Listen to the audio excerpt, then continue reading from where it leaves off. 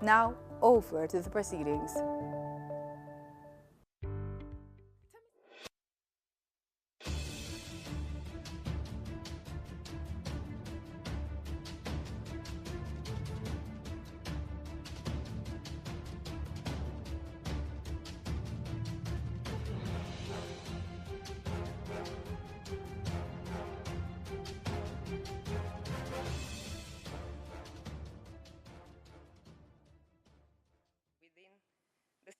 In true Christian love and charity towards one another, through Jesus Christ our Lord. Amen.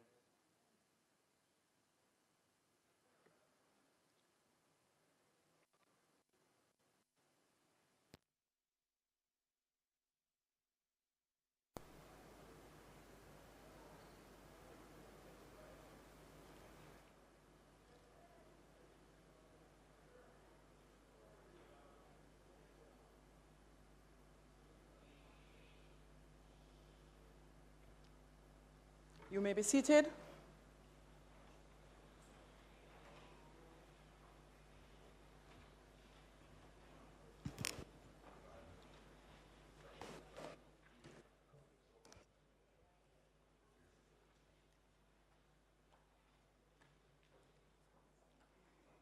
This honorable House now resume its sitting. It is indeed a great honor and pleasure to welcome all of you to this sitting of the Honorable House of Representatives on Tuesday, November 14, 2023, for the continuation of the State of the Constituency Debate. I would like to extend a special welcome to those who have joined us in the gallery, those joining us online via the various social media platforms, particularly PBCJ live stream.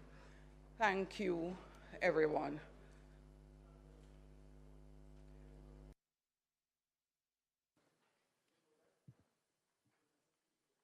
Mr. Clark, Mr. Bartlett, Mr. Holness, Dr. Clark, Dr. Chang, Ms. Grange, Mr. McKenzie, Mr. Chuck, Dr. Tufton, Mrs. Williams, Mr. Vaz, Mrs. Mallow-Fort, Mr. Charles, Mr. Green, Mr. Morgan, Mr. Warmington, Mr. Main, Mrs. Cuthbert-Flynn, Mr. Terrelonge, Dr. Dunn, Mr. Hutchinson, Mr. Witter, Mr. Smith, Miss Smith, Mr. Davis, Mr. Morgan, Mr. Brown, Dr. Brown-Burke, Dr. Charles, Mr. Chin, Mr. Cousins, Ms. Crawford, Ms. Daly, Ms. Davis, Mr. Golding,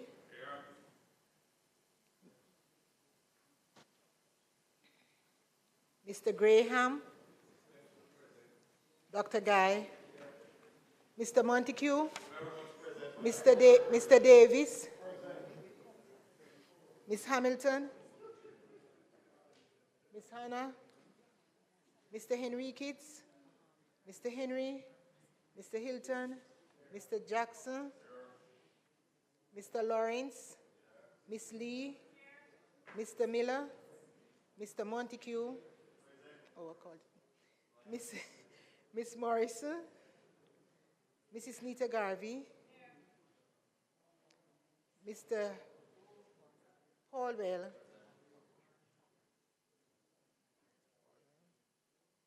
Mr. Phillips, Dr. Phillips, Mr. Robertson, Mr. Robinson, Mr. Samuda, Mr. Shaw, Mr. Siblist, Mr. Slowly, Mrs. Vaz, Dr. Wheatley, Mr. Williams, Mr. Wilson, Mr. Wright.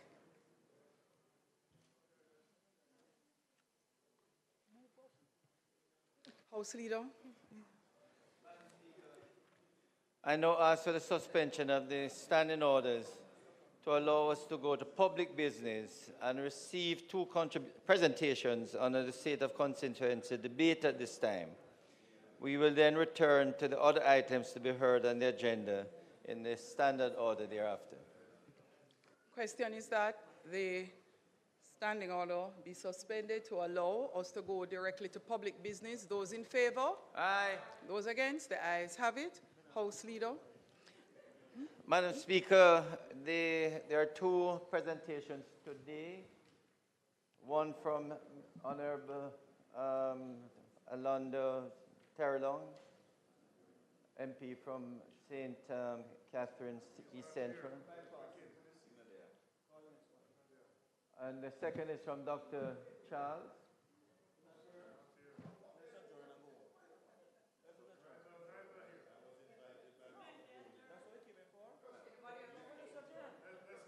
House Leader. Let's go back. Recommit. Recommit statement by ministers and we'll just go through. House Leader. I propose we return to the agenda. Thank you, House Leader. The question is that we return to the agenda. Those in favor? Those against? The ayes have it. Statement by ministers. Announcements. Clerk. No.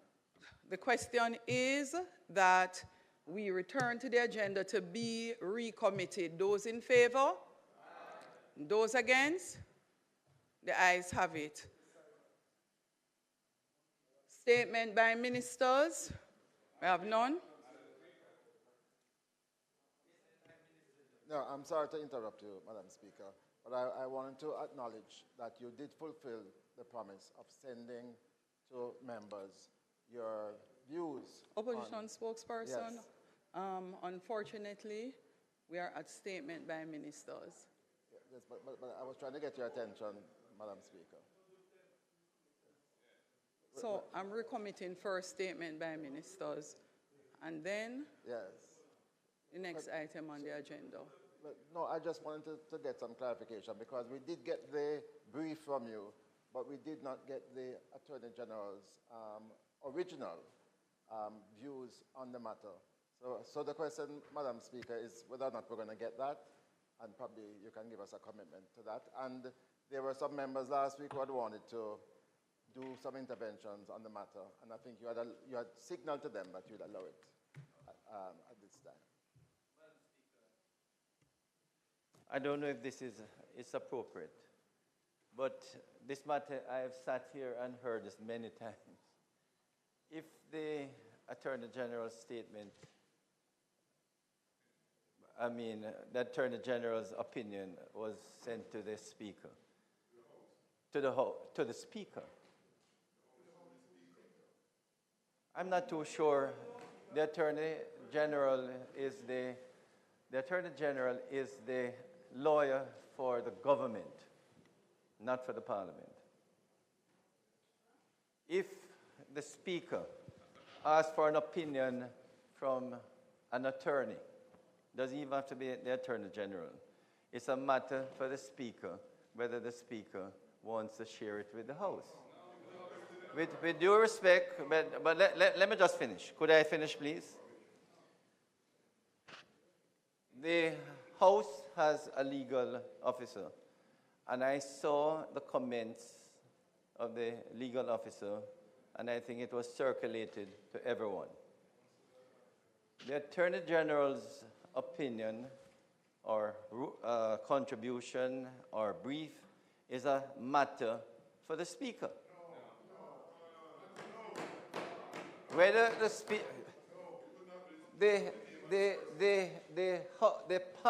Attorney General, with due respect, is not the attorney for Parliament. Right? Now, the last speaker, I understand, asked for an opinion from the Attorney General. As Speaker, the new Speaker can take it, and the new Speaker can determine whether or not she shares it with the Parliament. It's a matter totally for her. And may I just say one thing? You know, I've been sitting down watching the to and fro. I was a former speaker. The Speaker of the House rulings are final. If we have a dispute with the rulings, we go back to the standing order, or in the case of the IC, we go back to the IC and change them. Parliament can do that, or the standing committee can change the committee. But I don't think it is appropriate, what I have been seeing, interrogating the Speaker in this House. Asking the Speaker, why are you not doing this? When you're going to share opinion? And if the Speaker does not provide it, that's the end of the matter. It is the end of the matter if the Speaker doesn't provide it. Because the ruling of the Speaker is final. And I can tell you, as a former Speaker who have conversed with speakers across the Commonwealth, they're always Parliament, and they disagree with speakers. But at the end of the day, they respect the ruling of the Speaker, and that's the end of the matter. I mean, you know, I've not said it before, but I am saying it now. It could be partisan as much as you like, but the position is, this ruling and the position of the Speaker is final. You want it, let's face it, you know.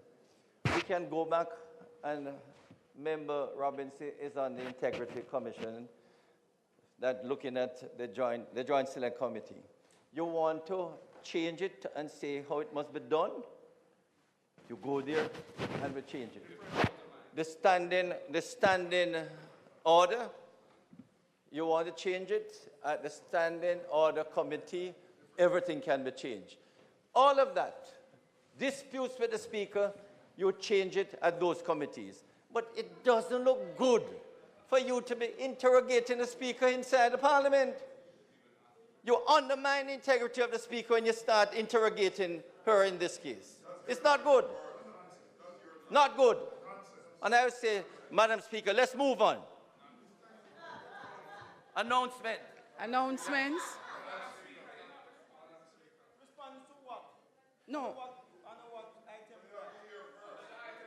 No. Do you have a point of order? No, you do not. I was at statement by ministers, and this discussion is actually not on the agenda under statement by ministers. That was a House leader. That was a House leader. Announcements. Announcements.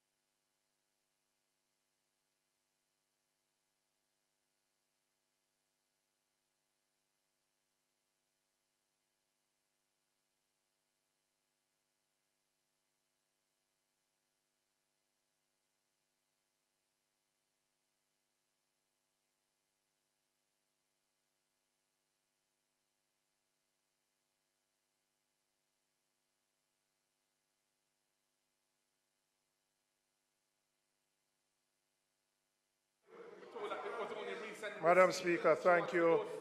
Thank you for my point of order relates to the acting House leader imputing motive in relation to comments from this side, which I believe to be totally out of order. Let me say, Madam Speaker, this issue arose where I, as a member, challenged the former Speaker on a ruling she made.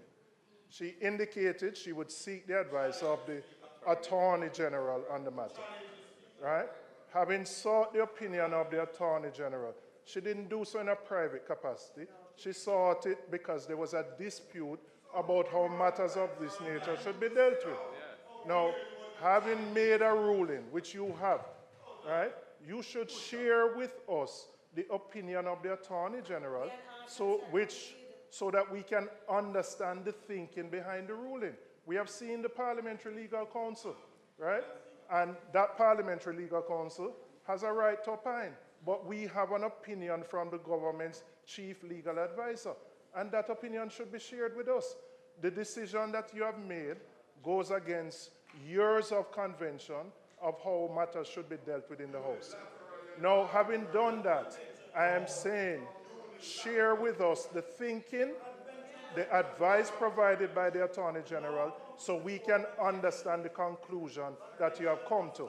And I don't agree that the fact that people have raised questions that the acting House leader would consider it challenging the Speaker.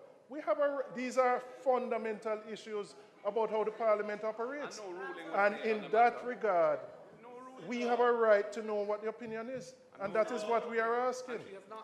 And that opinion has not been shared. Thank you, Member. House Leader. House Leader. Thank you. I have been observing the commentary, Madam Speaker, over the last several weeks. And as someone who has some cursory understanding of how government works, the opinions, you will have a cursory understanding very shortly as well. The opinions of the Attorney General was requested by the Speaker of the House, not by the opposition. The legal advisor to the Parliament is the Parliamentary Council.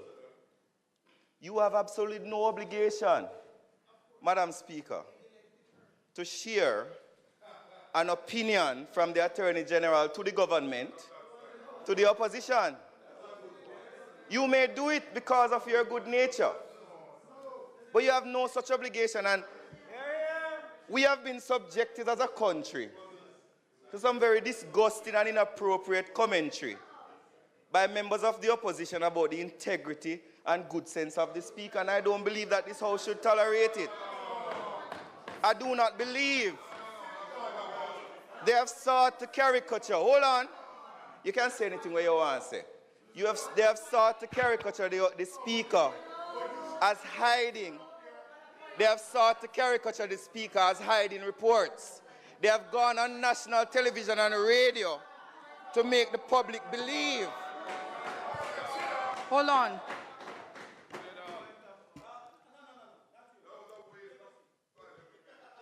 Press again, press again. Press your mic again, please. Thank you, Madam Speaker. On a point of order, I rise because the member is misleading the House about what has been said on this side. And I believe that that is very unparliamentary. And I am really beneath you at this time. It should be withdrawn because you know that is absolutely not true.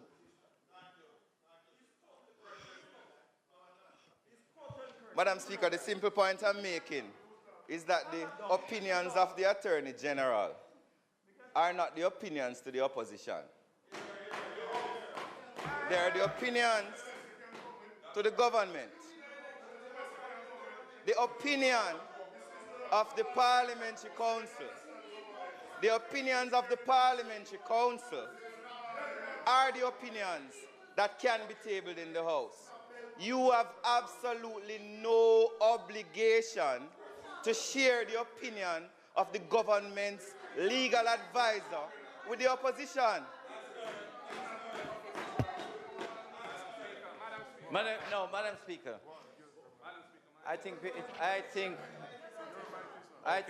Madam Speaker, I think we have heard enough. We have heard enough. We need to move on.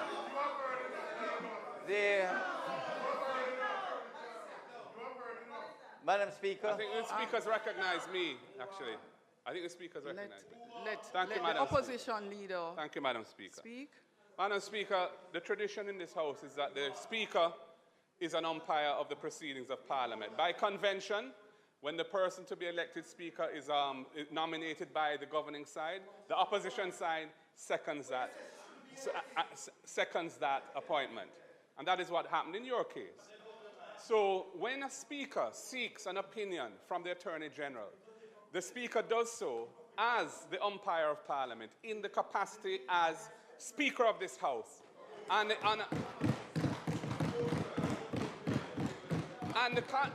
the context in which that opinion was sought was a matter that had been raised and was of some contention as to how these reports would be treated when they come to Parliament.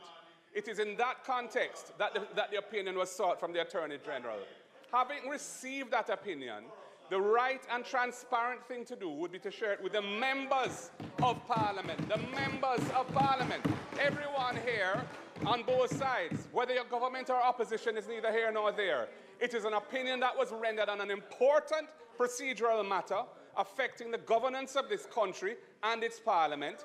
And we have a right as members of Parliament to know the contents of that opinion and whether or not the reasoning is sound as to how the change has been implemented, as to how these reports are to be treated with. And in response to Minister, acting leader or House leader for today, I would also make the point that you have not made a ruling on the issue as to whether or not the Attorney General's opinion should be shared with us. You did not rule on that matter. We have been requesting it over time. You have been indicating that it wasn't ready or you were still reviewing it, and that is why our leader of opposition business today raised it again to say, can we see it? Because we would like to see it. My understanding is that it actually says that the prior convention was sound in law. There was nothing in the law that made it wrong for those reports to be tabled as soon as they come to Parliament. And if that is the case, why are we departing from a sound convention that is in the interest of good governance and transparency? And why would anyone want to hide the advice that the Speaker is relying on in making a ruling that affects all of us in here? It is not good policy. It is not good governance. And I ask you, Madam Speaker, as the umpire of proceedings in this House, to consider the matter in that light and to share the opinion with us, and also to consider whether we should not go back to the convention that has served this country well. Thank you, Madam.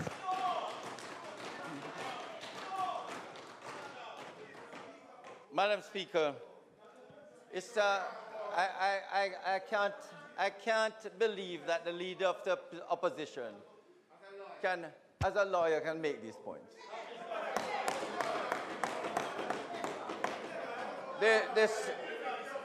The speaker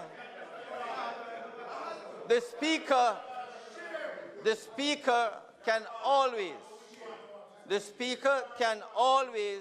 seek advice, as the Speaker has done in asking for the advice of the Attorney General, and having received the advice of the Attorney General, the Speaker makes a ruling, and that ruling is final. To ask what is in the Attorney General's advice to allow the Speaker to make the advice. Indeed, Madam Speaker, the advice of the Attorney General, the advice of the Attorney General chambers can be easily dismissed by the Speaker. Because, and if you need to learn. You need to learn.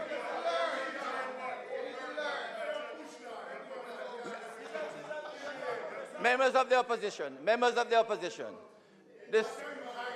the Speaker is not always right. The Speaker is not always right, but the ruling is always final. Whether right or wrong, the ruling is always final. And so the Speaker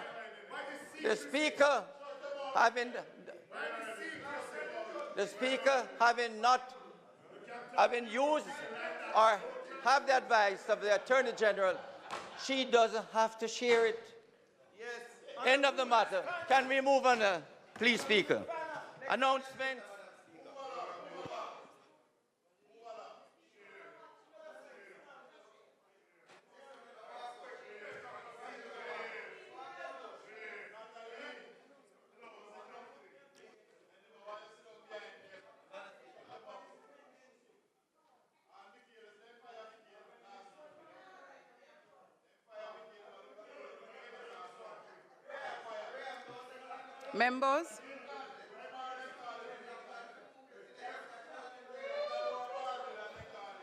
Members?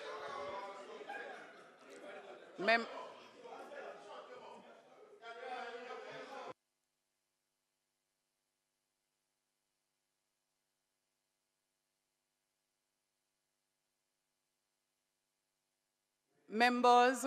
Members, please order in the House. I will read again one statement made in the ruling last week. If you review the sitting of the House, July 4, 2023, you will see that Member Robinson was at pains to advise the former Speaker that the Attorney General advises the government or the executive and does not advise the Parliament. The opinion sought by the Attorney General, from the Attorney General by the Speaker is for the guidance of the Speaker in coming to a determination. As I indicated, it does not absolve the Speaker from clearly understanding the legislation. The Speaker would have gone even further than the Attorney General in reviewing the records of Hansard, both from the Senate and the House in respect of their deliberations on the matter. The Speaker would have gone further, as also recommended by Member Robinson to the former Speaker, that one wondered whether the Parliamentary Legal Counsel was consulted. In my ruling last week, I ensured the House clearly understood that all the documents submitted from the Attorney General, all the correspondence from the former Speaker, all the correspondence from the Auditor General were passed to the Parliamentary Legal Counsel. Notwithstanding all of that effort, ultimately the Speaker has a duty to the people of the country as well as the Parliament to ensure that the ruling is sound in law. The ruling of the Speaker is in keeping with the law and the standing orders of this Parliament. The ruling of the Speaker is not inconsistent with the law.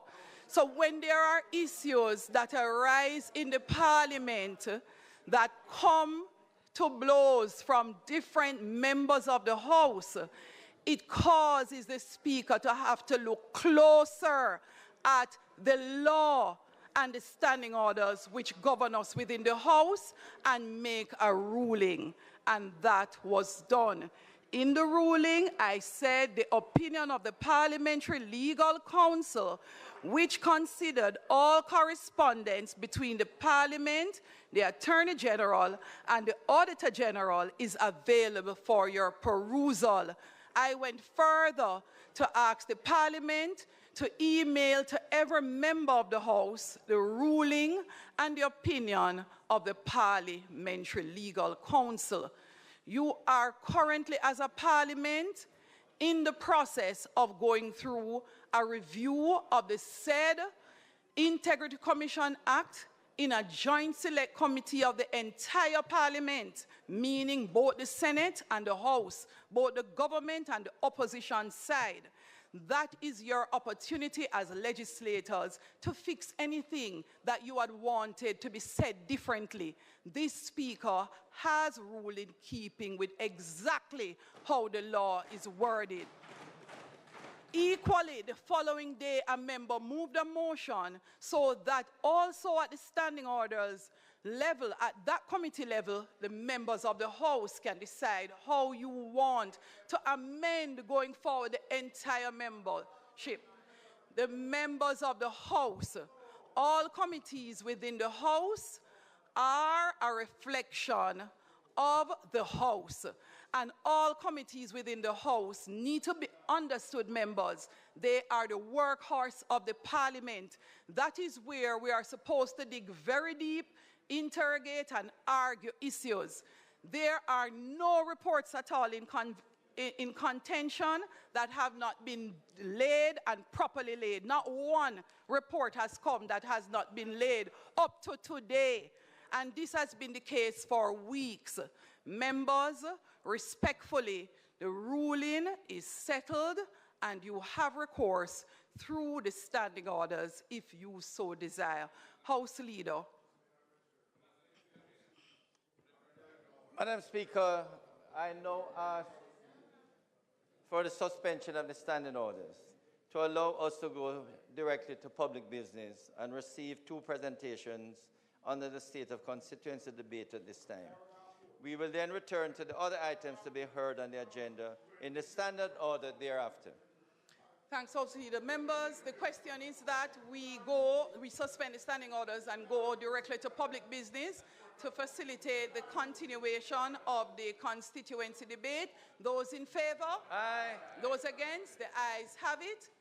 House Leader. Madam Speaker, the member from St. Thomas Eastern, Dr. Michelle Charles, will make her presentations, and thereafter, Member Alando, Terrelonge.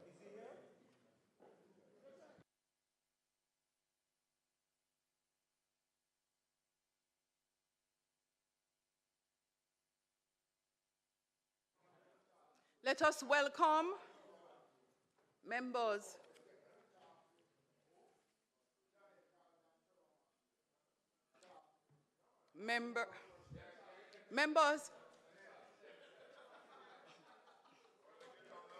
Members, order in the House. Members, let us welcome to her feet for the State of the Constituency Debate, Dr. Michelle Charles, Member of Parliament for St. Thomas Eastern. Permission to speak from a seat that's not my own. Permission granted. Madam Speaker, I must first of all say thank you to Almighty God, for it is He who is the architect of my life, and it is He who deserves the highest praise. Madam Speaker, I am delighted to rise for the 3rd time in this honorable House as Member of Parliament for St. Thomas Eastern. In my maiden presentation, I informed the nation that St. Thomas Eastern had the audacity to shine. Last year, Madam Speaker, I informed the nation that despite being faced with unprecedented challenges, there was a flicker of light in St. Thomas Eastern, and we were confident that we would shine. This year, Madam Speaker, the transformation of our constituency over the last 12 months is significant. And I stand here to report to this nation that the state of St. Thomas Eastern is strong.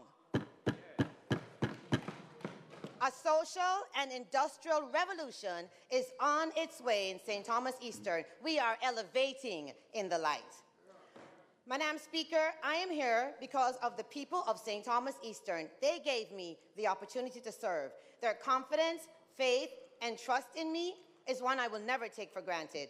I will continue to humbly dedicate myself to making their lives better and to elevating St. Thomas Eastern. It is with a heart full of pride and optimism that I speak on the ongoing transformation in our beloved St. Thomas. This transformation is not just about infrastructural development. It's a comprehensive revolution encompassing education, housing, water resources, and much, much more.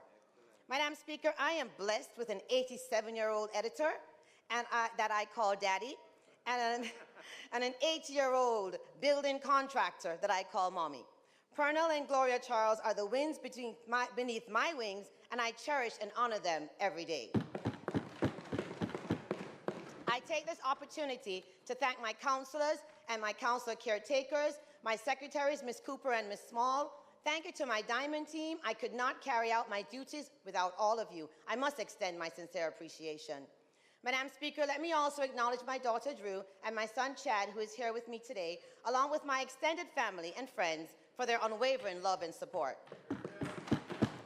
To you, Madam Speaker, and to our Deputy Speaker, may you both continue to lead us with fairness and impartiality. To the Clerk of the House and the entire team here at the Honourable House, thank you for your dedication and hard work. Madam Speaker, allow me to acknowledge with deep appreciation our Honourable Prime Minister and my parliamentary colleagues who continue to support me as we work together to build Jamaica stronger. Madam Speaker, St. Thomas is proud to be the parish of the Right Excellent Paul Bogle. In my maiden speech in October 2021, I asked the government to consider a proclamation of a Paul Bogle Day. I am proud to say that less than 2 years later, we all witnessed the reading of a proclamation in Parliament by the Minister and member of St. Catherine Central. And just a few weeks ago, on October the 11th, the historic start date of the Morant Bay Rebellion, our nation paused to celebrate for the very first time Paul Bogle Day. Madam Speaker, we have a working government, and we in St. Thomas Eastern are elevating in the light. Madam Speaker, in my second presentation to this House last year, I asked the government to consider transforming the old courthouse in Morant Bay into a national museum, which would keep the history of St. Thomas alive. I am pleased to say that during his budget speech on March 17, 2023, our Prime Minister, the Most Honourable Andrew Holness, informed the nation of his directive to Chase Fund to start the process of developing a museum in the old town of Morant Bay. He added that the museum is to capture and properly document the history of the Morant Bay Rebellion and its defining impacts on modern Jamaica. Chase has established a project advisory committee comprising of representatives from the Ministry of Culture, Gender, Entertainment and Sports, as well as its agencies, namely the Jamaica International Heritage Trust and the Institute of Jamaica. The technical deliverables, architectural and structural drawings, and bills of quantities are now under development and are expected to be completed within the fourth quarter of this financial year.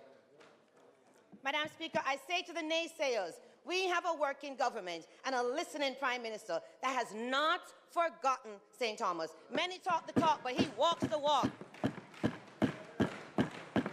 Madam Speaker, let me speak about the elephant in the room, my roads. Last year, I came to this Honourable House with a message from the people of St. Thomas. After much demonstration and all-right frustration, we, the people of St. Thomas Eastern, called on the chief contractors, China Harbour, to completely take over the daily operations of the roadwork in Package 4.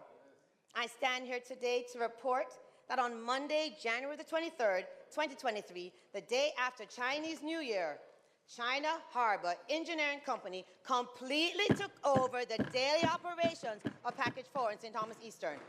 Madam Speaker, last year I told the nation that traversing our main roads in St. Thomas was extremely difficult and very frustrating and hard on our pockets. Do you remember how much I complained about the dust nuisance last year? Do you remember the demonstrations?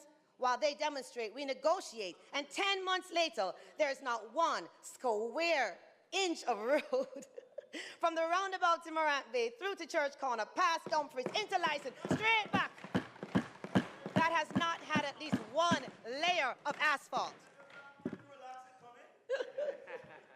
Last year, I told the nation that doctors and nurses at Princess Margaret were complaining that they could taste the dust behind their mask during the construction of the road. This year, upon the completion of laying asphalt right in front of the hospital, China Harbour donated 10,000 masks to the hospital team, and I want to publicly thank China Harbour for that gesture. Madam Speaker, drainage and pipeline activities are now 85% complete in Package 4. As it relates to damages to the first layer caused by issues with leaks from the existing NWC pipeline, they will all be repaired within the next 2 weeks, if the weather prevails. Madam Speaker, the binder course of asphalt, which is the first layer, is 97% complete once Dumfries is paved. Madam Speaker, people say that the proof is in the pudding. Well, let me say the proof is in the asphalt. I say to those who doubt, watch we elevate. Watch us in St. Thomas. We are elevating in the light. But, Madam Speaker, it has not been an easy task, and we have many challenges still today. but our team realizes that we have a collective duty to care for our citizens. Whatever the circumstances are, we must be respectful, we must listen to their cry, and we must respond in a timely manner. We on this side understand the trajectory that this government has for St. Thomas. We understand the investment that the JLP government and our taxpayers have made in the parish of St. Thomas. No other government has made the investment in St. Thomas like this Jamaica Labour Party government. Let me repeat it, no other government, they didn't have the vision, and we were starting to perish. No other Prime Minister has ever looked at St. Thomas with the respect and the love that our Prime Minister, Andrew Michael Horace, has. I stand here as living proof that this government will make sure that St. Thomas will no longer be forgotten. We have the audacity to shine. We have that audacity to ask to be included in the developmental plan that this government has for Jamaica. So today, Madam Speaker, I want to let the nation know that despite the challenges, despite all you see in the media, I bring good news to from the people of St. Thomas Eastern. The people of St. Thomas Eastern are very pleased with the work within the short period of 10 months' time. And we invite the nation to come and visit St. Thomas. Come and drive by, right through Morant Bay, straight up to Bath Fountain, where you can enjoy a wonderful, wonderful hot bath and massage. But you see, Madam Speaker, when you reach the foot of the hill going up to Bath Fountain, thank TBDCO for that $45 million road. I told you about that road last year, and we stand here to thank the Minister of Tourism and his team who already came out and opened that road. With this road comes an increase in tourism, both locally and from abroad. It brings revenue to the Bath community and jobs and security. We invite the nation to come and see our world-renowned destination. Come and see it for yourself. Carpet to the left, carpet to the right, carpet to the front, carpet. Well, we're not looking backwards. We're not looking backwards. Forward ever, backward never.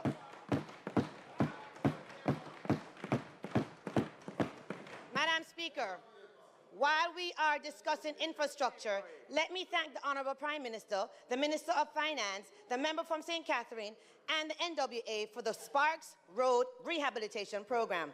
The first 20 million of our 40 million has already been completed in Johnstown-Oxford Road, and the Seaview Drive Road recommendation is in procurement as we speak.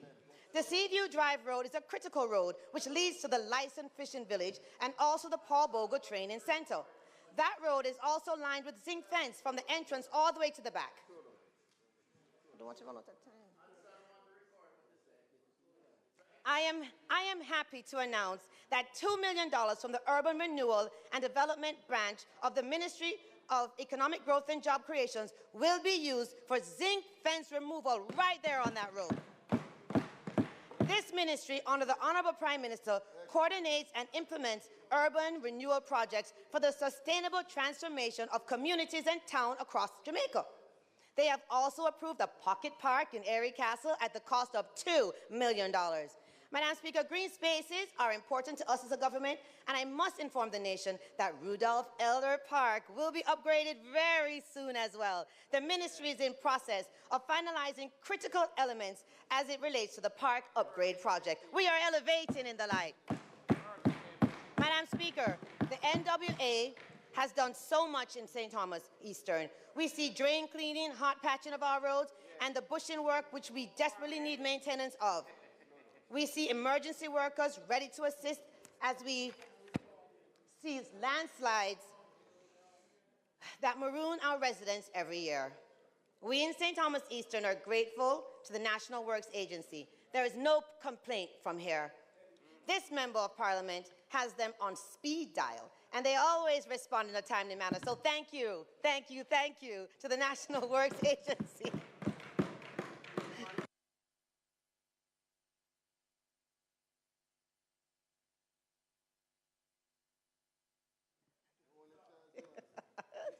Madam Speaker, let me continue on infrastructure because I have to thank the Minister of Agriculture and Fisheries, through RADA, for the farm road in Hayfield spending $8,219,900. It is life-changing, and the residents of Hayfield, along with the farmers, and they have sent me here to publicly express our gratitude. Madam Speaker, through you, I want to invite the member from St. Catharines Central and Minister of Culture to come visit me in St. Thomas Eastern. And don't worry, Minister, you will not get lost anymore. On the east side, we have 52 brand new road signs sponsored by TBDCO to let you know where you are. So come to Bath. But before you go on the hill to take a look at our $2 million road phase 1 rehabilitation project that we started at our Bath Community Center. And Minister of Sports, I must let you know that we used $500,000 from the Urban Renewal Ministry to assist with installing solar lights to the Bath football field and to clean the Bath Botanical Gardens, the second oldest botanical gardens in the Western Hemisphere. Come visit the new Hayfield Road, Minister, and hike a track with me to the historic Hayfield Great House. There you will find an amazing old structure, a surreal, cool place in the hills of Bath, St. Thomas, that I believe can be rehabilitated for weddings and other amazing events, for those tourists that like to hike and ride ATVs and stay in camping areas. Come with me and see the vision that we have for Bath community. I want to thank RADA for that road, and I also want to thank RADA for the Patton Road in the community of Erie Castle in Port Morant Division. That's $7,617,200. We are extremely grateful for. Don't be grudgeful over there.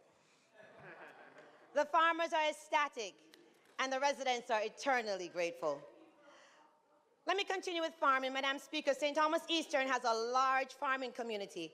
For the last financial year, $697,380 was spent to purchase farm inputs to assist farmers. They receive baby chicks, feed, hot pepper seedlings, and fertilizer. For the new financial year, over $389,000 was spent to purchase 16 400-gallon water tanks. 13 of the beneficiaries have already collected their tanks, and 3 are yet to collect the same. Madam Speaker, I must take a few minutes discussing water. Water is now the priority of our residents, surpassing roads at this time. I get calls every day from the residents, so I must inform the nation with some detail.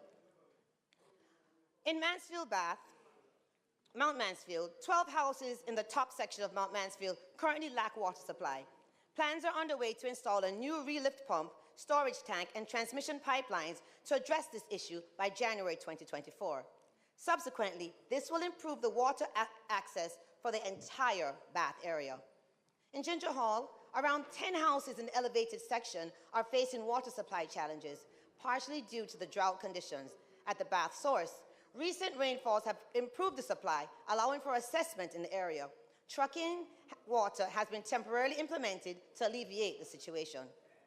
Sections of Dumfries have experienced disruption due to the broken mains, extensive electric downtime at Dumfries.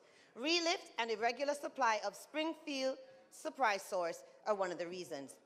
Various measures have been taken, including implementing a valve regulate schedule, repairing broken mains, and reconditioning pump facilities.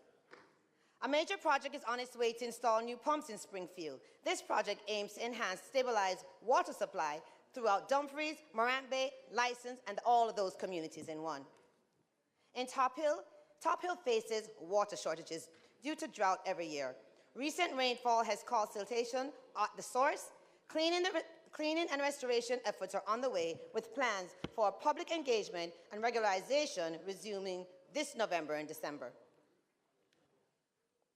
In the Dalby area this year, the National Water Commission installed a glass fused to steel bolted tank in Fraser Hill in Duckenfield, St. Thomas. That 50,000-gallon tank installed at a cost of $20 million. That will serve Dalby, which is one of the largest communities in St. Thomas. With the installation of this tank, residents will still be able to receive their supply, even if the water lane relift pump, which feeds the Dalby area, is out of commission.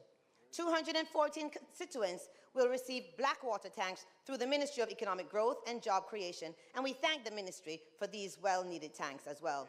Madam Speaker, this Member of Parliament, along with my councillors and council caretakers, understand the importance and the need for water. We get calls from our residents every day. This is the reason why we, every year, every financial year, we make sure that the budget funds from the CDF to assist with additional trucking of water to our residents. Madam Speaker, the National Solid Waste Management Authority over the last year has increased the cleaning of our town centre and the districts in St. Thomas Eastern. As I speak, there are no backlogs. They have cleared out the mini-dumps, overflowing garbage skips, bulky waste, and even installed 2 no-dumping signs. All areas are collected on their schedule, and 35 kilometers of road is swept daily. So this Member of Parliament is pleased with the work of the NWSMA. Over the last year, I am very pleased. Madam Speaker, in my maiden speech, The Audacity to Shine, I informed the nation that Cheswick St. Thomas would benefit from the Rural Development Program. I must let you know that a $120 million contract was signed just a few months ago, and right now, as I stand here today, the construction of the road in Cheswick is well on its way. After 28 years of the other party and just 3 of ours, the community of Cheswick in the Derby Division in St. Thomas will benefit from infrastructure works, new roads at a cost of $13 million, improved pipe water system at the cost of $15 million, a new community center at the cost of $20 million, a construction of 8 engineered houses at the cost of $50 million. I must thank the member from West Kingston. I must thank this Andrew Holness-led government for $120 million investment in Cheswick. Cheswick will never be the same again. Madam Speaker, our commitment to education in St. Thomas is unwavering. We are investing in modernizing our schools and enhancing digital access, ensuring that our children are equipped with the knowledge and skills to thrive in this rapidly changing world. Education is a cornerstone of our community's future, and we are laying a strong foundation for generations to come. Just this year, we had 3 Wi-Fi locations, 1 in Bath, 1 in Portmore, and 1 in Johnstown. I want to thank the minister for free Wi-Fi. Everyone is calling me by WhatsApp now. Madam Speaker, 295 young persons were employed through the summer employment program offered by NSTA Heart Trust, and 10 students were registered for the LIFT program. The Heart NSTA assisted a family in Stanton Housing Scheme who suffered loss from property due to fire. Construction of the tiny house was done earlier this year and handed over to Ms. Thomas on August the 2nd. The total for that house, $4,691,151. Thank you so much for assisting her. Madam Speaker, the official opening of the St. Thomas Teen Hub occurred this year, and we are proud to have a wellness bench. So thank you to the Minister of Health and member from St. Catherine West Central for that wellness bench. Lyson Primary School won the InSport Primary School Champs for the 2nd year in a row. We must congratulate them. Madam Speaker, the Ministry of Education has been working in St. Thomas, and in the last year, I have a lot to report. St. Thomas Technical High has had renovation of their fire-damaged canteen costing $9,901,000. Johnson Mountain Primary School had emergency electrical repairs, over $1 million. The Dalby Primary Infant had electrical repairs, $1,607,000. Morant Bay Primary had emergency plumbing repairs, sanitary facilities, and sewage system, $1,775,570. Rodensfield Primary had electrical repairs to malfunctioning electrical system, $751,736. St. Thomas Technical High had $2 million allocated for installation and an extractor system in the canteen. Estimates are now being prepared. Amity Hall Primary had a $2.5 million allocated for replacement of timber partition walls and termite treatment, all completed. Morant Bay Primary has a $1.2 million allocation for construction of the grease trap and soak-away pits and removal of sewage waste. Estimates are now being prepared. Allow me to acknowledge the Minister of Education and member from St. Andrew Eastern as we express our gratitude. Thank you, Minister, for taking care of our schools in St. Thomas Eastern. Madam Speaker, our constituency continues to spend a minimum of $6 million out of our CDF towards education. We continue to assist students with back-to-school medical and dental fares. Over 1,500 students benefited from back-to-school and tuition assistance this year. This includes book vouchers, school bags and uniforms, Through the CDF, students right now are receiving funds for CXC assistance. The former Member of Parliament and my dental surgeon colleague, Dr. Fenton Ferguson, invested in education while he was here as well, and I must commend him on that. Madam Speaker, it is our intention to make a larger impact on St. Thomas Eastern through education by reaching a wider cross-section of students. So instead of just helping one or two students with a large sum from the CDF, we try to spread it as much as possible. But Madam Speaker, there's a saying in Jamaica, water more than flour. The parents who come to my constituency office asking for assistance with education sometimes leave a little disappointed because there's just not enough funds for me to assist everyone as much as I would like. I try to assist them equally, and most times, sadly, we run out of money. The fact is, the same amount that I gave them for book assistance last year buys less books this year. Madam Speaker, let me suggest to the Ministry of Finance to consider helping everyone in a more equitable way from my constituency and even Jamaica on a whole. Might you consider a one-week back-to-school sale tax holiday where a list of items like certain school supplies, learning aids, school footwear, uniform, personal computers used for education, digital aid, and related educational items are except from GCT taxes during that one-week period? I have seen this work in other countries, and I believe it can be tweaked to work very well for us here in Jamaica. Let us educate as we elevate. Madam Speaker, the health of our community is paramount. As a healthcare professional myself, specializing in head and neck medicine, I truly believe that our health is our wealth. Madam Speaker, the main hospital on the east side is Princess Margaret Hospital. It is a grade C hospital with much potential. Madam Speaker, I believe that the Princess Margaret Hospital has the ability to shine and to be a beacon of light in the east. Madam Speaker, the Princess Margaret Hospital is a little more than 1 hour away from the Norman Manley International Airport once the South Coast Highway is complete, and that is driving within the speed limit. Even faster, you can get there by ambulance. In my last presentation, I asked the nation and the Minister of Health to look into organ donation information campaign. I asked that the possibility of adding, if you would like to be an organ donor to your NIDS ID also be investigated. I stand here to present a case to the Minister of Health because St. Thomas Eastern is on the cutting edge. The land value has increased and the residents are flocking to the east side. Tourism is on its way. A brand new urban center is being built. With all of this development, we must have a cutting-edge hospital and excellent health facilities. At this time, the Princess Margaret Hospital, which sits on 28 acres of land, only occupies 5 acres. I would like to invite the Minister of Health to investigate the possibility of expanding the hospital because we have the land to do so. Jamaica produces the best doctors in the world. We have the best surgeons in the world. We have the best nurses in the world. And we can have the best hospital in the world. Inviting medical tourism to our parish. With the amount of land that we have around Princess Margaret, we can have a medevac landing strip for anyone in the Caribbean to come so that our surgeons can operate on them. Right there in St. Thomas at the Princess Margaret Hospital. As a head and neck specialist, it brought me joy to hear of the very first facial transplant this weekend. A man received an eye transplant and the surgeries were successful. Imagine an entire wing for organ donation that can not only serve Jamaica and the Caribbean, but the entire world, right there at Princess Margaret Hospital. Madam Speaker, through the GOJ Constituency Mitigation and Cleaning Program, we rehabilitated the hospital back road in Nutterville for $2 million. This road is important to the users of the hospital. Madam Speaker, significant progress was made also through the Ministry of Health to improve the infrastructure of our healthcare facilities this past year.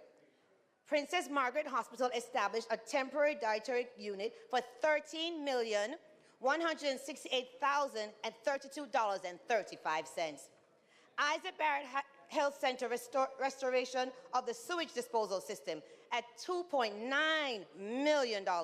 Morant Bay Health Department roof repairs, $4.128 million. Port Morant Health Center renovation and upgrading work, $27,703,500 for Port Morant.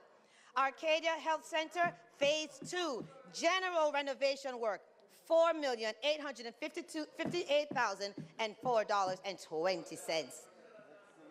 The Rollinsfield Health Center has also been repaired. These completed projects total over $52 million, and we have more in procurement.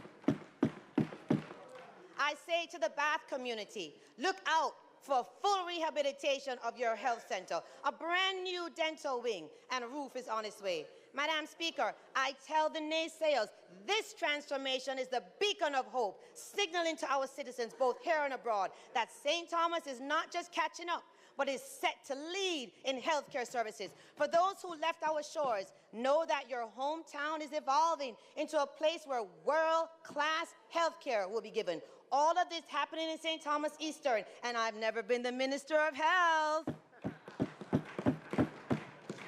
We have a working government, and I must thank the minister. Madam Speaker, as of today, there has been a reduction of crime in the entire parish of St. Thomas. However, there's a slight increase in the Eastern Belt, from Morant Bay to Bath, which is a major concern to me. Most of the incidents of shootings and break-ins are recorded in Morant Bay, Port Morant, and Golden Grove area. We have seen an emergence of scamming activities. 11 persons have been charged for breaching the law, and it is our intent to eradicate this illegal activity as soon as possible. A new pickup truck was acquired by Golden Grove Police Station. However, Port Morant needs to have an operational vehicle to help able and properly assess the communities and respond to citizens as well. Madam Speaker, the struggle and sacrifice of the people have always led to transformation. On October 2021, St. Thomas Eastern was rallied into the largest manhunt the parish has ever seen in search of two girls, Phyllis and Wishay, and their alleged callous abductor, Davian Bryan. The island was on edge as we collectively prayed for and worked towards the safety discovery of our girls and eventually apprehension of the potential criminal. In 2017, the then Minister of National Security and member from Western St. Mary, and his junior minister, the member from Clarendon Southeast, introduced the idea of electronic monitoring. In my maiden speech, I called for all necessary legislative changes needed to include electronic monitoring. Today, I am proud to say this working government, this listening government in July this year has passed the Bail Act 2023. The sole amendment to this bill was Clause 8, subsection 12, which deals with electronic tracking devices. The master abductor, Davian Bryan, is now convicted and serving time at the Adult Correctional Center. Madam Speaker, I now ask that the member's time for speaking be extended by 5 minutes. Question is that the member be allowed 5 minutes to complete her presentation. Those in favor? Aye. Those against? The ayes have it. Thank you, Madam Speaker. Thank you, colleagues. Madam Speaker, I hope I have shown that this Andrew Holness government is not sitting down idly. I have shown that this Member of Parliament is a working MP. An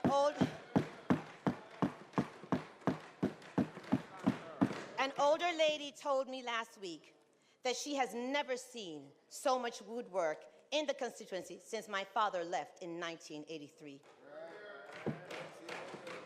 Madam Speaker, I wake up every day to work hard for the people of St. Thomas Eastern, but I would not have nothing to work with if I didn't have a government that has proven that we can pay down the national debt and keep our dollar stable, that we have proven that we can get our young people employed and build more roads, more infrastructure, more houses for our people than any other government ever.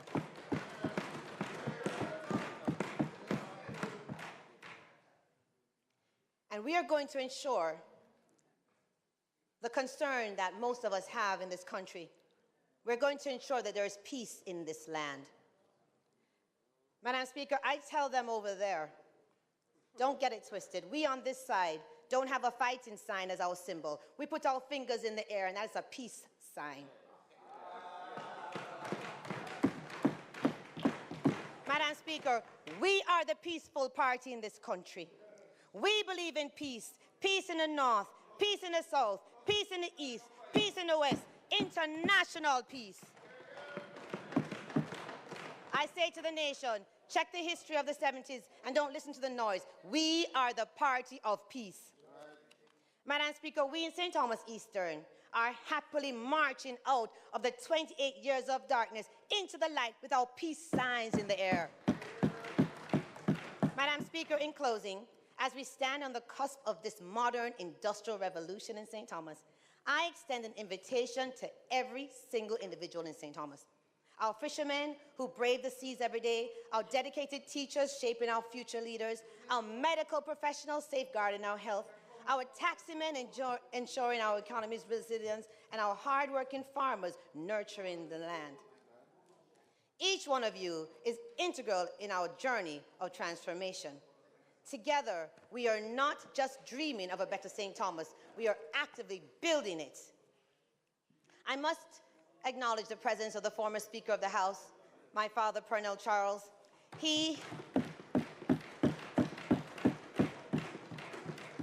Pernell Patro Charles Sr.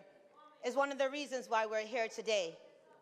My brother and I, he brainwashed all of us to want to build Jamaica and especially build St. Thomas. So I have to acknowledge him. I must say to him, we are actively building and doing exactly as you asked, my father.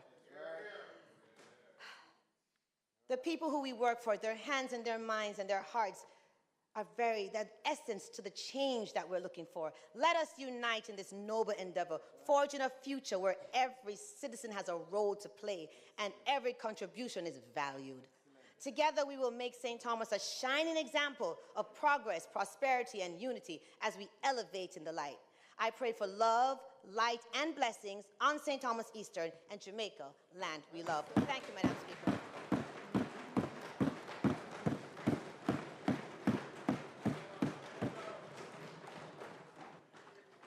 House Leader. Very good presentation. House Leader.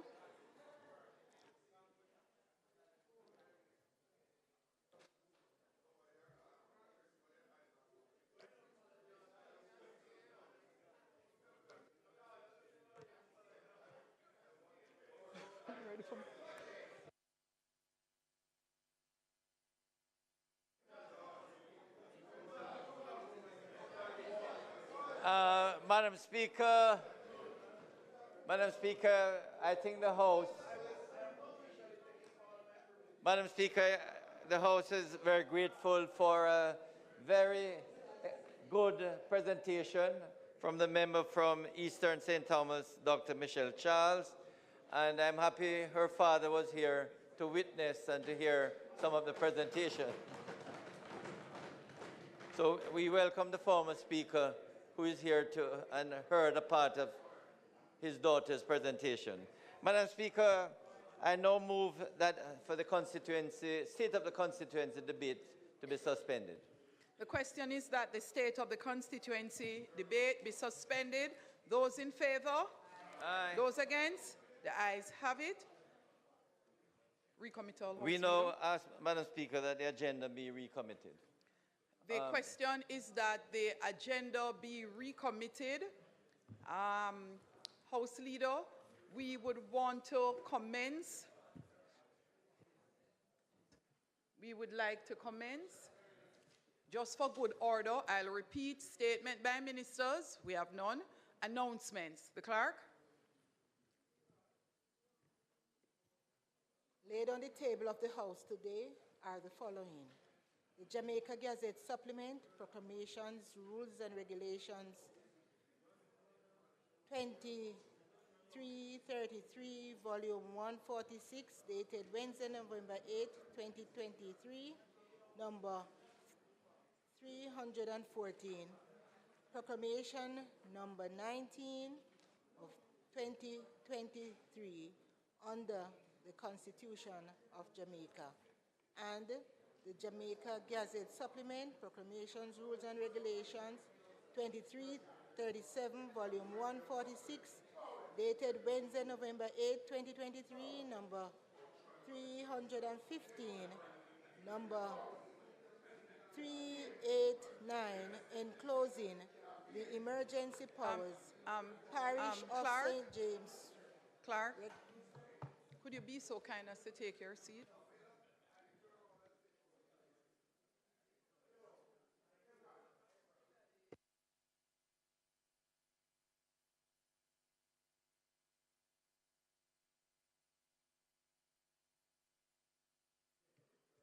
Member Brownberg, I'm hoping they will be able to hear themselves.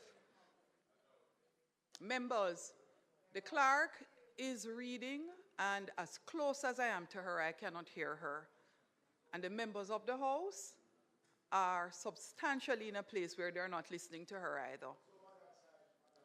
I didn't hear over on the opposition side making any noise this time around, Minister.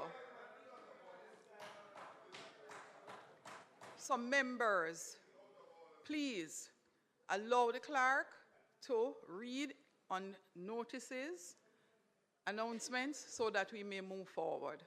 Clerk? I will repeat. Laid on the table of the House today are 1, the Jamaica Gazette Supplement, Proclamations, Rules and Regulations, 2333, Volume 146, dated Wednesday, November 8, 2023, number 314, Proclamation number 19 of 2023, under the Constitution of Jamaica, and the Jamaica Gazette Supplement, Proclamations, Rules and Regulations, Volume 146, dated Wednesday, November 8, 2023, number 315 and 2327, and number 389, enclosing the emergency powers, Parish of St. James, Regulations 2023, under the Emergency Powers Act. Thanks, Clark. Bills brought from the Senate, petitions, papers, reports from committees, notices of motions given orally.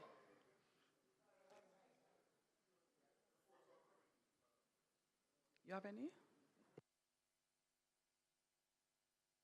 On my agenda, none were submitted. Reason why I have a question regarding that item. Thanks. I saw, Madam Speaker, that there was no report and none has been in respect to the ACP-EU successor agreement that will be signed very shortly. In the past, the agreement was laid and it is considered by the committee of the House, but none has come. So I'm really making an inquiry.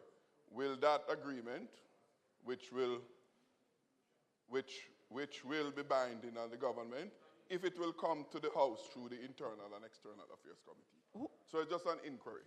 Who are you making that inquiry of, member? Well, as I said, we are at item of reports from committee. And I'm asking you whom you're addressing the inquiry to. If the House Leader could guide us. Or even the Chairman of the committee. No, Internal and External Affairs Committee. So I want to inquire. It's really an inquiry. Has any come for consideration by the committee? I'm a member of the committee, but I'm not so aware. So I'm really inquiring if that report, if it has not come, if it will come. I am not aware of any being here for tabling or to send to the committee in any respect. No notification has come to me as Speaker in that regard. What I will endeavor to do, however, is when the Parliament closes today, I will check again with the Clerk of the Houses, and we will respond to you accordingly tomorrow. Madam Speaker, you could also speak to the person who is the chairperson for the committee. However, I would expect that if one came, I would have gotten some notification so you will from the clerk. So I would assume there's none, but I'll advise Madam you Speaker, concretely. I'm most appreciative of your indulgence. Okay, member.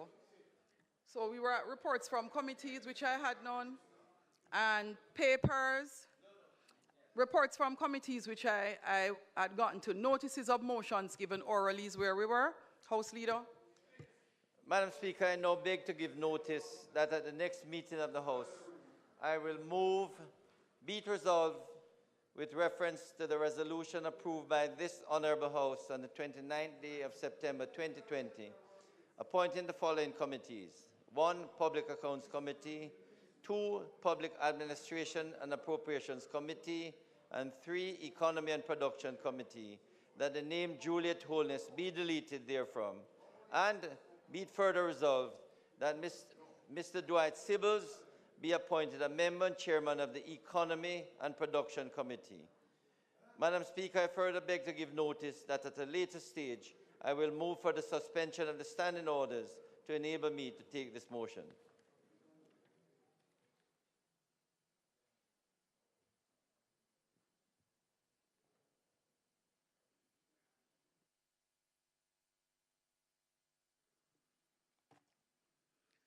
I am at questions and answers to questions. House Leader, I would like to just indicate one issue that I'm having. I know Prime Minister is not here today. However, I would ask that a discussion be held with the ministers who have questions standing in their name.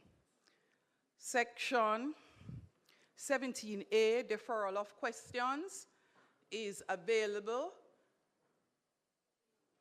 to the members, both those who have asked questions and those to whom questions have been asked, to follow up in respect of outstanding questions. Acting House Leader, we do have 2 questions that are still on the order paper. So just a follow-up in keeping with good order and the way we have been functioning to have the questions standing answered as soon as possible. There is a question to be added today. Member Paulwell will add that question in the name of the member that originally submitted same. I will undertake, Madam Speaker, to the Prime Minister is not here, and the 2 questions on the order paper are to the Prime Minister, but I will speak with the Permanent Secretary in the Prime Minister's office if these 2 questions can be dealt with as soon as possible. Thank you very much, House Leader. Madam Speaker, on behalf of the member from Southeast St. Anne, I beg to give notice that at the expiration of 21 days, I will ask the Prime Minister, on behalf of the Ministry of Foreign Affairs and Foreign Trade, the following question. Thank you very much. Next item.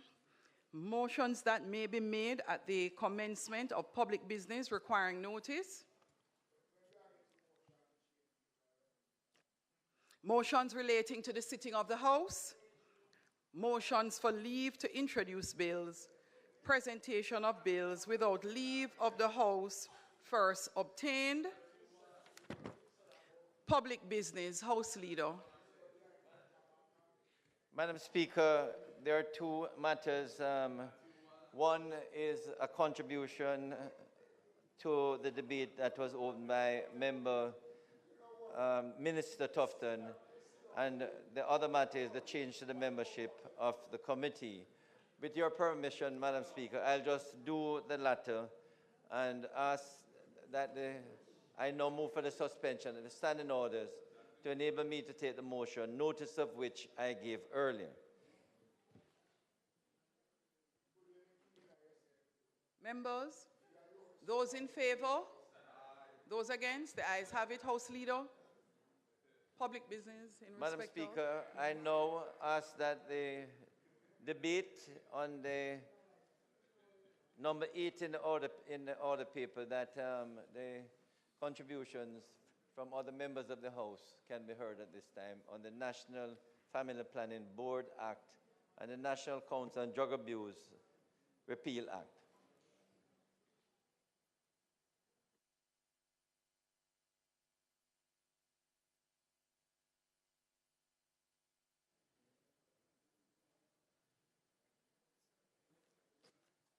Thank you very much, Madam Speaker. Member from St. Mary Central is on his feet. Thank you, Madam Speaker. I rise to make my contribution to the bill entitled An Act to Provide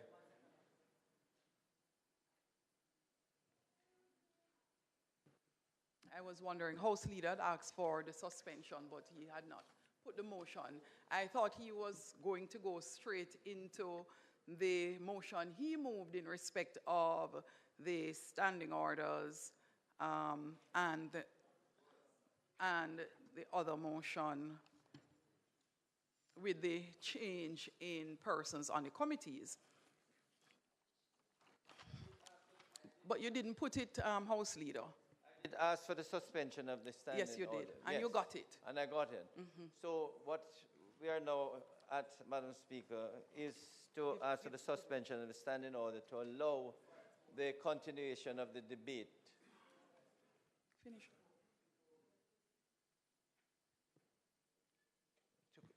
Madam Speaker, for us to continue with the debate on the motion was we had put it. Sorry, Madam Speaker. The motion that on the committee, change in committee, I ask for that motion to be put formally. Thank you, House Leader. The question is that the motion moved by the House Leader in respect of the amendments to the committees be adopted. Those in favor? Aye. Those against? The ayes have it. So moved. We will now have the continuation of the debate on those two bills, Madam Speaker. Thank you, House Leader.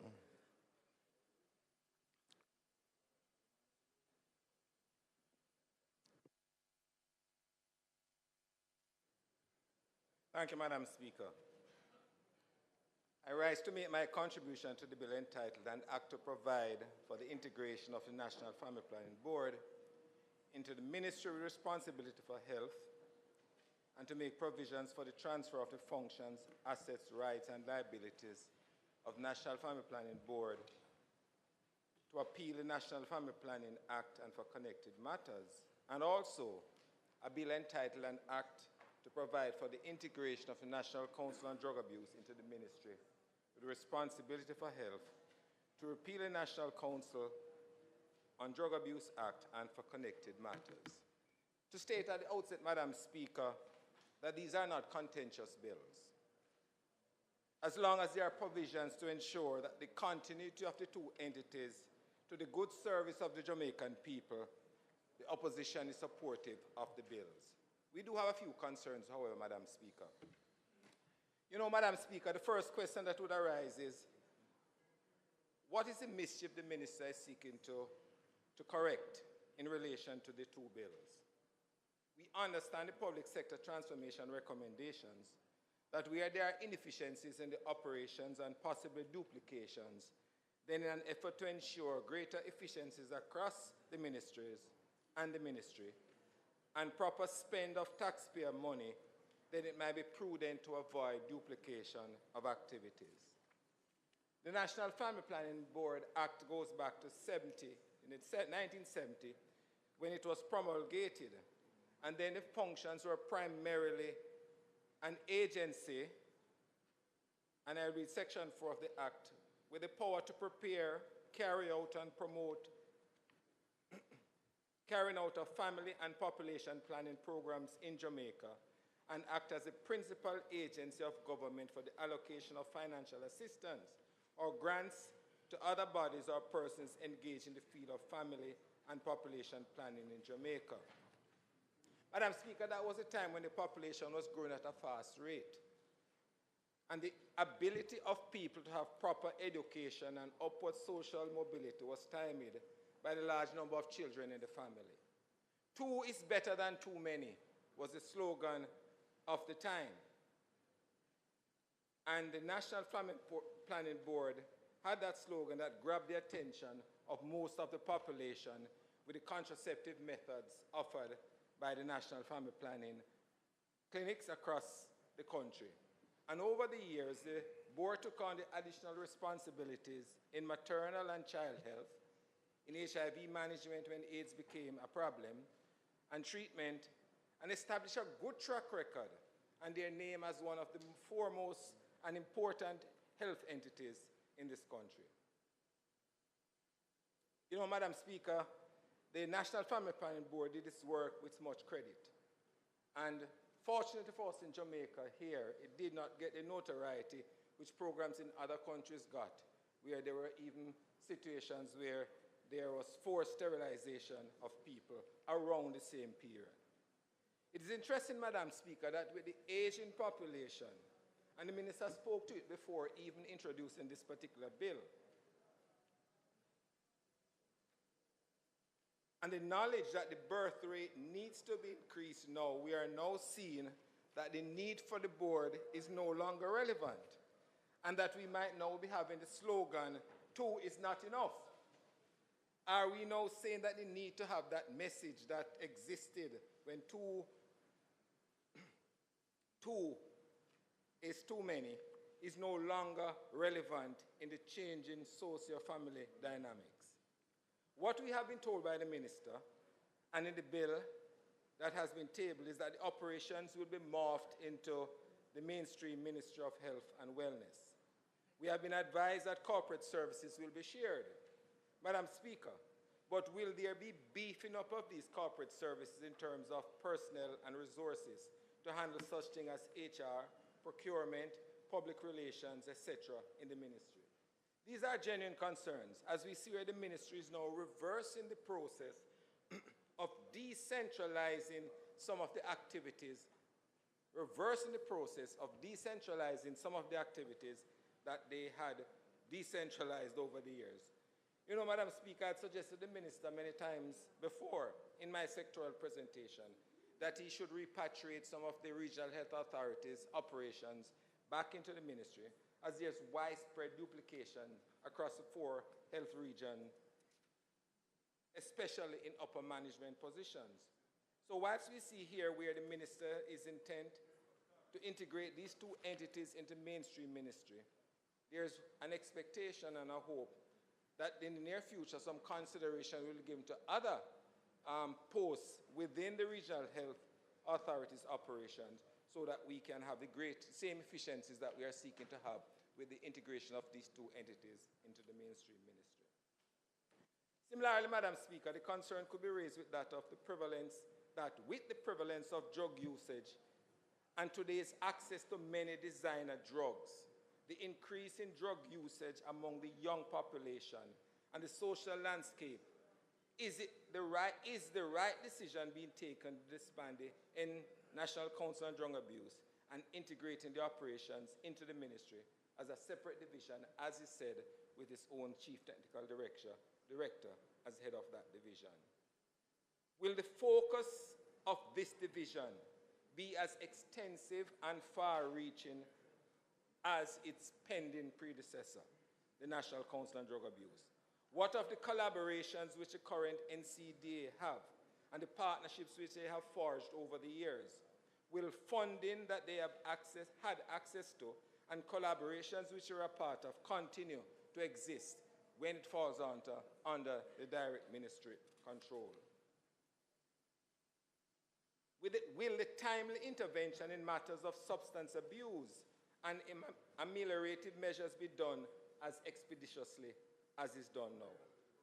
I understand the thinking, Madam Speaker, but cannot help but wonder whether the work of the current council will get lost in the mainstream ministry and become less than an effective replacement.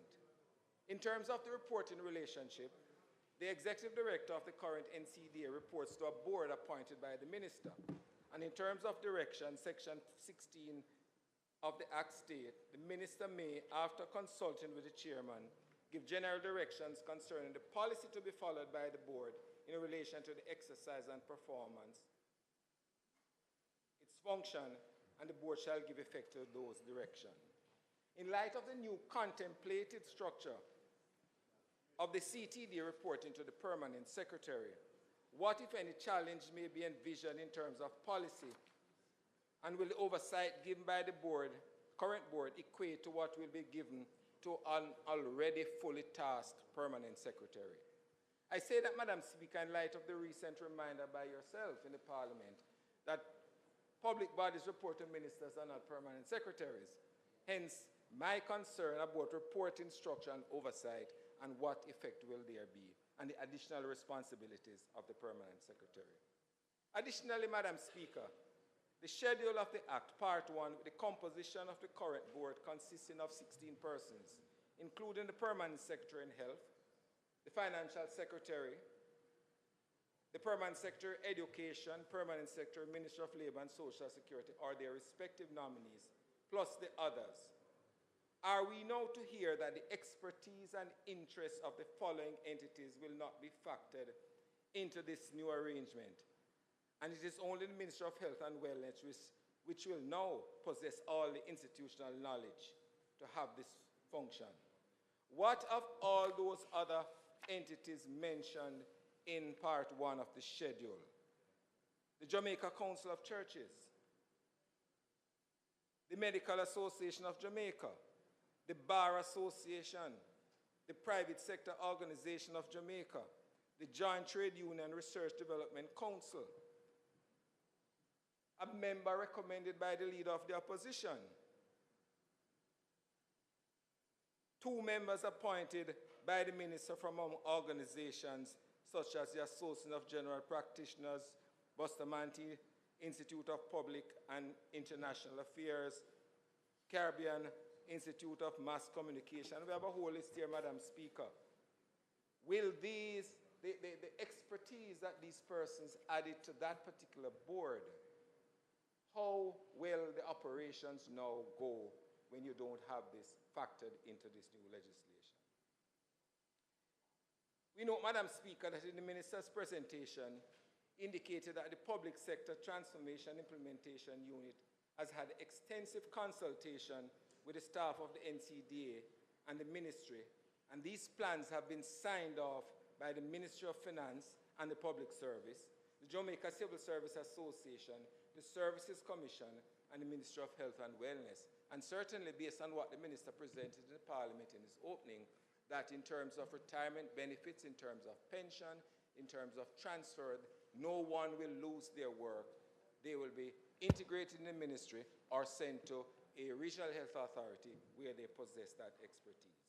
And whilst appreciating, Madam Speaker, that the minister in conjunction with the cabinet has formulated this new policy and has taken the bill to the Parliament for promulgation, as it's within its legal right, good order and governance should also dictate that those entities which, based on the current legislation, comprise the board should also have been consulted.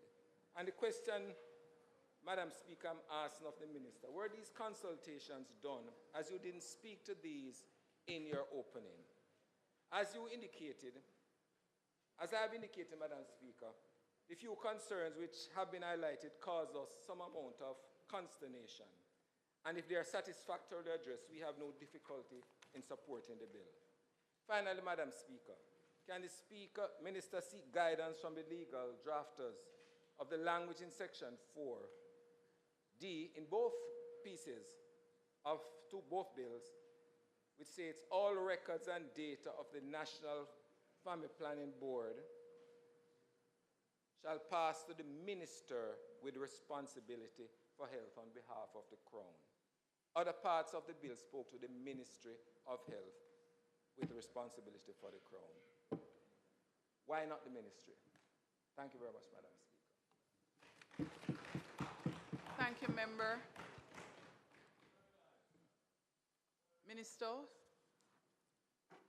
Minister of Health and Wellness, Minister Tufton. Could you please turn on your mic, Minister? Thank you. Thank you very much, Madam Chair. Madam President, sorry. Madam Speaker. My apologies, Madam Speaker. I know shortly, hope all being well, you'll be Madam Chair shortly so maybe I'm being premature when you go into committee, of course.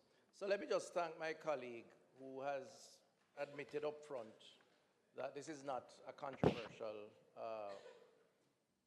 move on the part of the government to consolidate or integrate the National Council on Drug Abuse and the National Family Planning Board into the Ministry of Health and Wellness as departments.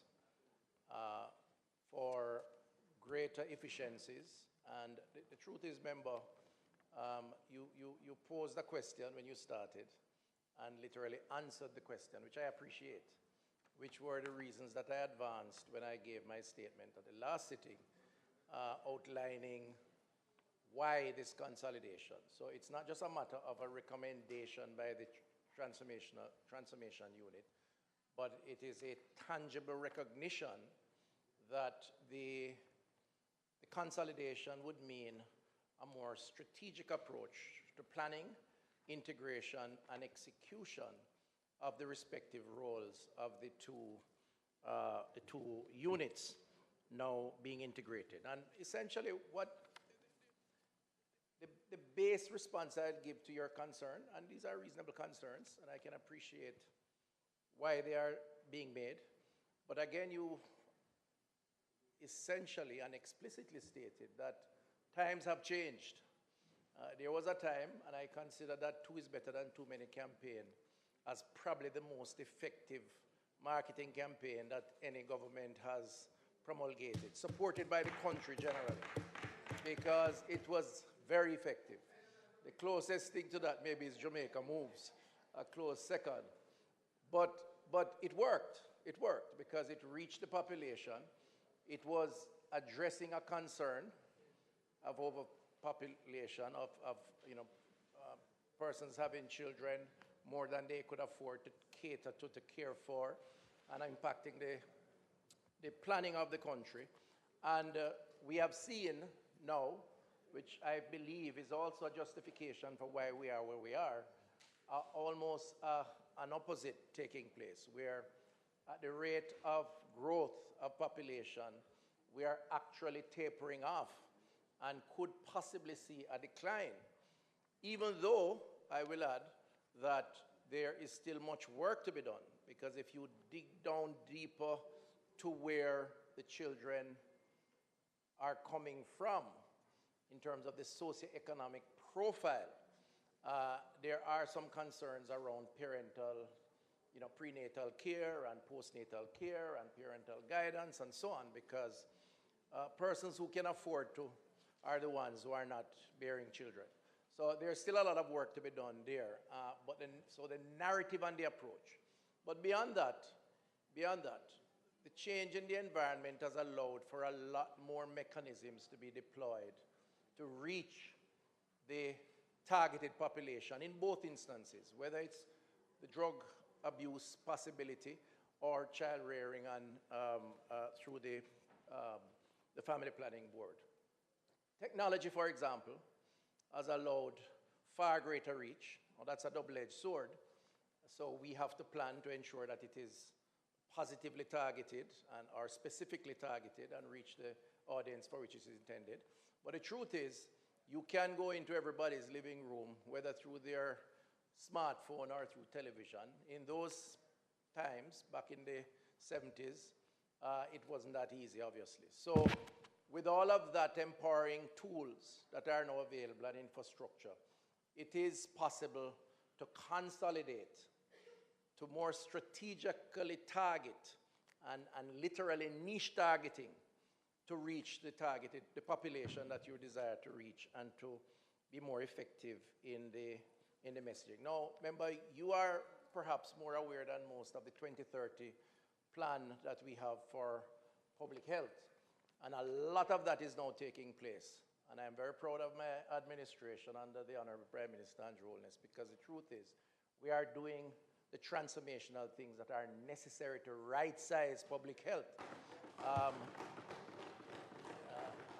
I don't know of any other administration that has put out a 12-page in the daily paper advertising over 700 new doctors to be deployed in public health. I don't know of any other administration that is spending probably 250 to 300 million US dollars to improve the hard infrastructure of public health, more build out of hospitals. And I don't know of any other administration that has increased the compensation and establish more posts, permanent posts, to address security of tenure than this administration has done. And as tabled in my last sectoral, the document on primary healthcare reform, which is about to go to cabinet and then ultimately here as a green paper, it means a lot more doctors, more infrastructure, more outreach, more services at the community level through the regional authorities. So I'm making a point to say, member, that not only has the demographic profile and the social profile of the population has changed, requiring a rethink of what we are offering and how we structure it, but the truth is the infrastructure, the technology has changed, which allows us now to adjust and achieve the objectives, and even more so than we could have back in those times. So I do agree that the risks are greater in many respects, certainly in terms of drugs and drug usage. It's a greater risk because the exposure is greater, and we have seen new emerging trends that can be a threat. So the concern around will these agencies, will these entities be watered down is a valid concern. And I'm here to say to you that based on how it is structured and its integration into the regional authorities through things like primary health care, I believe that we'll be in a much better position, because essentially it's going to work together and the strategic planning will be more robust to achieve the objective. So I think a lot will depend on the management of the entities, and as you know, we will have to make our best effort to get the best people to support the management, because if you don't have good management, even with all that you have done, you won't have the effects that are necessary. On the issue of the partnerships, the other stakeholders. So there is the intention to appoint an advisory board, which is not captured in the bill. Normally it's not, but I'm saying now that we will continue through an advisory board to capture all those stakeholders that you are concerned, and rightfully so, may not have had a voice under dispensation without that kind of infrastructure. So that will take place. The PS and the question around being responsible at the level of the PS as opposed to the board. So the advisory board will be there, clearly advising the minister. The permanent secretary, who will be always the accounting officer, that's his role, and he works, of course, with unit heads, department heads, and the strategic planning takes place at that level, guided by the policy that we promulgate. My own view is that consolidation means a more tight-knit strategic planning where different departments, units can work together for the greater good, as opposed to the decentralization which was previously the case, because the environment required that level of decentralization. In a strange way, you have justified that in your argument by saying, why aren't we consolidating the regional authorities? As a critique, as opposed to justifying why we are consolidating these two agencies. So I think we are on the same page. And there is work taking place at the regional authority level, which will see some consolidation with time. So, Madam Speaker, the only other point I'd make, because I think we're not seeing things differently, generally speaking, is that Section 42D, the minister is to be replaced by ministry. So we're accepting what you have said in terms of that final point you raised. I did some quick checks, and that's a valid position. So we'll accept that at the level of committee. So, Madam Speaker, thank you very much, and thanks to my colleagues.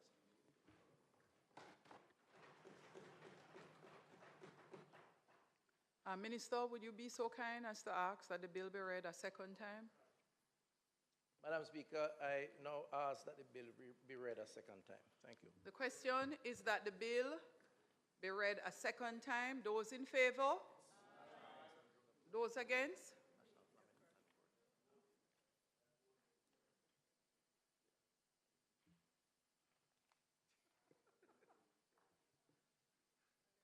Minister, just to confirm, there are two bills or one. So I'll say that the bills be read a second time. Those in favor? Those against? The ayes have it. Clerk? A bill entitled An Act to Provide for the Integration of National Family Planning Board into the Ministry with Responsibility for Health, to make provision for the transfer of the functions, assets, rights, and liabilities of the National Family Planning Board, to repeal the National Family Planning Act, and for connected matters. We now read a second time. Also, a bill entitled An Act to Provide for the Integration of the National Council on Drug Abuse into the Ministry with Responsibility for Health, to make provision for the transfer of the functions, assets, rights, and liability of the National Council on Drug Abuse, to repeal the National Council on Drug Abuse Act, and for connected matters, read a second time. Thank you, Clerk. The House will now resolve itself into a committee of the whole House to consider both bills clause by clause. Minister, I will ask that you guide us in respect of which of the two bills you would like to start with first. Madam Speaker, could we begin with the National Family Planning Board? Thank you.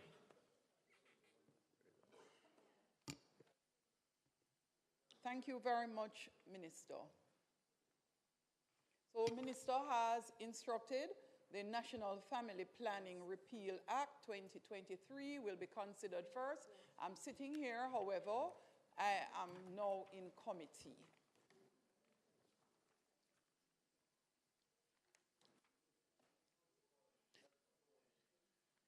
Minister, how would you like to proceed? Would you like me to put the clauses here from 1 to 3 first? Yes. I put clause 1 to 3 of the bill we're looking at is the National Family Planning Repeal Act 2023. And then 4D. So that is the bill in question. And the clauses, I put clauses 1 to 3. Those in favor? Aye. Those against? The ayes have it. I put clause 4. Minister? Thank you very much, Madam Speaker. Madam Speaker, as said earlier, 4.3D, which reads all records and data of the National Family Planning Board passed to the Minister. I'm proposing that we replace Minister, delete the word Minister, and replace with the word Ministry as proposed. Thank you. The Minister has indicated the amendment. Those in favor of the amendment to clause 4? Those opposed? The ayes have it. I now put clause 4 as amended. Those in favor? Aye. Those against? Minister Malahufort, I saw your mic go green a little. Would you like to comment before we close? No, Madam Chairman, the Minister has indicated the amendment to be taken. Thank you. I put clause 4 as amended. Those in favor? Aye. Those against? The ayes have it. Minister, from clauses 5 through to 8, do you have any other amendments? I put clause... Madam Chair. Thank you, Minister. I put clauses 5 through to 8. Those in favor? Aye. Those against? The ayes have it. I put the type... Madam Chairman, out of an abundance of caution, may I also ask you to take the memorandum of objects and reason? It's not normally done, but there is a reason for it. Yes.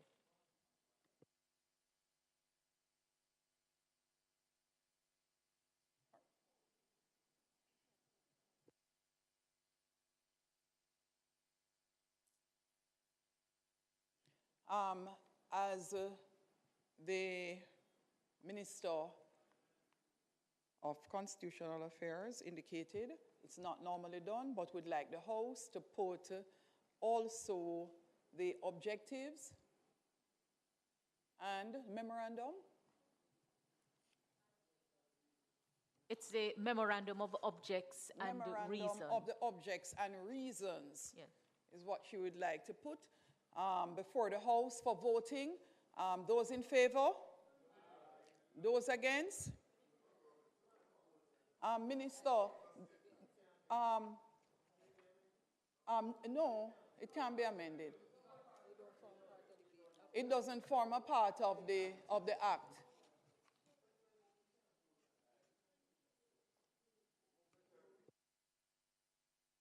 Form a part of the act. Madam Speaker, if I may just indicate that some time ago, the decision was taken not to print the bills with memorandum of objects and reason, but a new decision has been taken to have the bills printed with a memorandum of objects and reason, which is the policy, abridged policy statement behind the bill. And it is to assist for interpretation and assist for research and assist. There are different views on the matter as to whether, in the absence of the memorandum of objects and reason being put explicitly, it should be printed. It has not been done in recent times in our jurisdiction, but other jurisdictions have printed the bill with the memorandum of objects and reason. It's not really a matter for dispute. I do understand that members in this House would not be familiar with it being put at all, because for a long time it has not been included in the laws when printed. Minister, thank you very much. However, since we have so many disagreements about changes, I would like not to start a precedence in respect of any other change. So what has happened is that the bill always carries from the printing office the memorandum of objectives and reasons as to the purpose of the bill and the thinking behind the bill, but the act does not carry the memorandum. So we have been observing that they have been consistent and they have been operating as you would expect them to minister. And so I would remove putting the memorandum of objectives and reasons, because at this stage it has not been necessary. Like I say, I understand, because it is not something that we have done in recent time, and I would take no issue with it. I only ask because of the competing views that have been expressed on the matter. But it not being taken does not preclude the bill, when it becomes law, from being printed with it. So it's not an issue. Agreed, Minister. It's always attached in the printed copy, and we at the Parliament will ensure that we continue to monitor to see if for any reason that is dropped. I put the title and enacting clause. Madam Chair. Madam Chair, I wanted to speak before you had acknowledged the Minister. I want to thank you for stopping for a moment to allow the conversation to take place. Because I believe that the Parliament, and when we are here, whether in committee or not, is a place where we do have discussions. And I believe that it is common, just courtesy, if a policy change is made and something is being asked of all of us, that it be made explicit and that it is not just said, let's change it without giving that. So I appreciate what was just done just now. Thank you, Member. I put the title and enacting clause. Those in favor? Aye. Those against? The ayes have it. Members of the committee, the question is that I do report the bill as having passed committee stage with one amendment. Those in favor? Aye. Those against? The ayes have it. So, No, I'm not going to the House yet. So this bill has passed committee stage, and then we're going to take the other bill, and then we come out of committee, and then we'll go back to the House. All right. So the bill, as it relates to the National Council on Drug Abuse Repeal Act 2023, is now being taken. The Minister would have concluded. Minister, your guidance? 1, 2, 3, Madam Chair. I now put clauses 1 through 3. Those in favor? Aye. Those against? The ayes have it. Clause 4, Minister. Do you have a change? For clause 4.3d, Madam Speaker, all records and data of the National Council on Drug Abuse pass to the Minister. I'm recommending that we delete the word minister and replace with the word ministry. Thanks, Minister. Committee, the question is that the amendment be taken. Those in favor?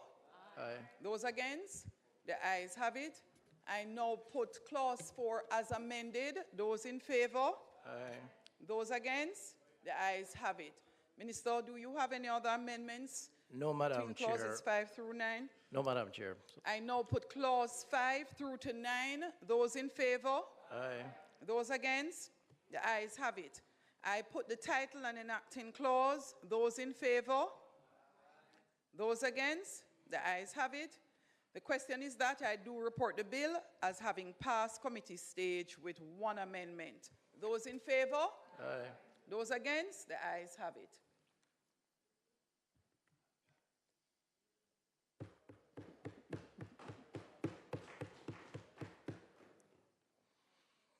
I do report the bill, the National Family Planning Repeal Act 2023, and the bill, the National Council on Drug Abuse Repeal Act 2023, as having passed committee stage, each with 1 amendment. Minister?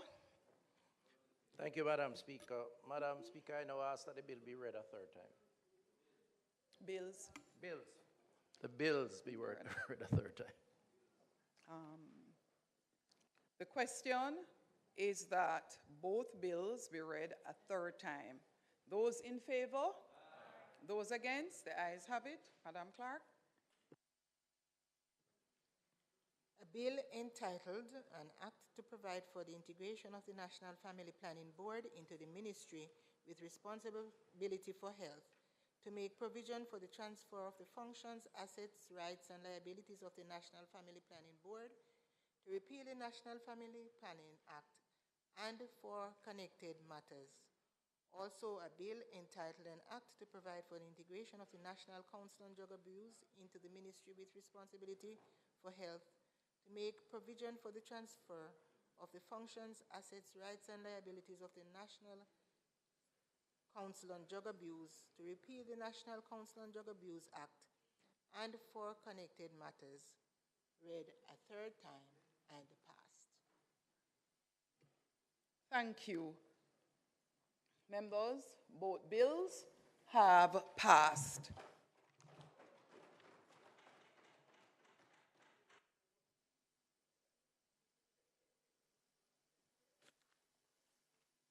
House Leader. Madam Speaker, it's not intended to do any further business, so I ask that the House be adjourned until Wednesday, the 15th of November at 2 p.m. Thank you, House Leader. The question is that the House do now adjourn for tomorrow, Wednesday, November 15th at 2 p.m. sharp. Those in favor? Aye. Those against? The ayes have it. This honorable House now stands adjourned.